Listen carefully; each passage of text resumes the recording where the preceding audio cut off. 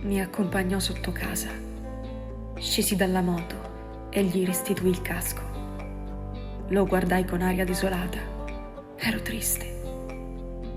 E il nostro bellissimo weekend era giunto al termine. Emisi un lungo sospiro mentre lo guardavo negli occhi. In meno di 48 ore mi aveva dato più di qualsiasi altro maschio che si fosse approcciato nella mia vita.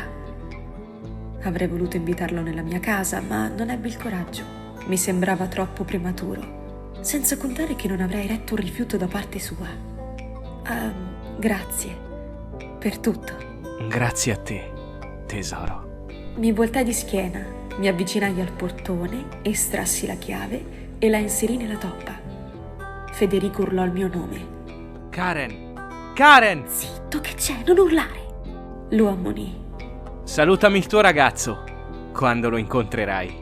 Mi scappava da ridere, ma dovevo fingere di essere davvero impegnata. Così scrollai le spalle e mi riavvicinai a lui. Stronzo, te lo ripeto. Non si gioca con i sentimenti delle persone innamorate. Perché? Tu saresti innamorata di me? Domandò. Ma non mi riferivo a te, scemo. Sentii il rombo della moto accelerare e partire ad alta velocità. Per un attimo credetti che in quelle frasi si celasse una punta di gelosia. Sospirai triste. Aprì il portone e mi rifugiai nella mansarda.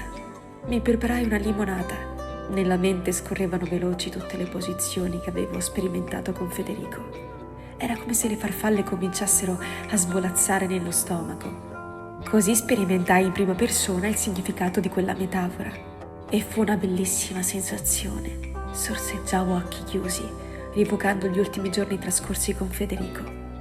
Deglutii quasi ansimando e una morsa di puro piacere si avvolse sorprendendomi. Mi resi conto di quanto Fuentes avesse fatto perché ebbi come la sensazione che mi mancasse qualcosa.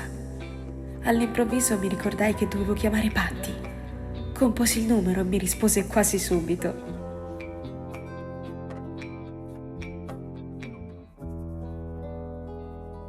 Sorrisi. Patrizia aveva il potere di rallegrarmi sempre al momento giusto.